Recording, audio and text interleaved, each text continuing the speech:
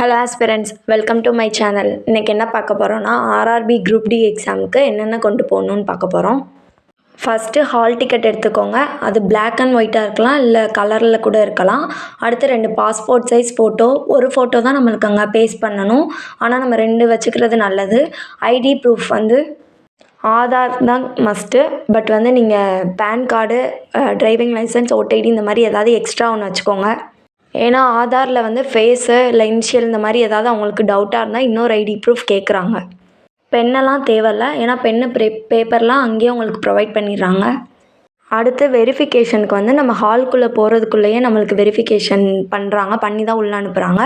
அப்புறம் நம்ம hall number check பண்ணிவிட்டு நம்ம ஹால்குள்ளே போனோன்னா நம்மளுக்கு பயோமெட்ரிக் வெரிஃபிகேஷன் நடக்குது. அதில் நம்ம ஃபிங்கர் பிரிண்ட் வைக்க சொல்கிறாங்க. ஃபிங்கர் பிரிண்ட் யார் யாருக்கு வெரிஃபை ஆகலையோ அவங்களுக்கெல்லாம் ஐரிஷ் கண்ணில் அந்த கருவிழி அந்த இது வைக்கிறாங்க. அதுக்கப்புறம் நம்ம கம்ப்யூட்டர் சீட்டை அலாட் பண்ணிடுவாங்க.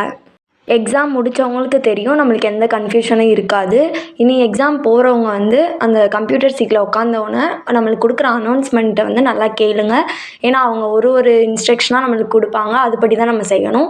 பாஸ்வேர்டு டேட் ஆஃப் பர்த் போட சொல்லுவாங்க. அப்புறம் நம்மளுக்கு என்னென்ன ஃபில் பண்ணணும், லாங்குவேஜ் செலக்ட் பண்ணுறது எல்லாமே அந்த இன்ஸ்ட்ரக்ஷனில் சொல்லுவாங்க. உங்களுக்கு எந்த கன்ஃபியூஷனும் இருக்காது.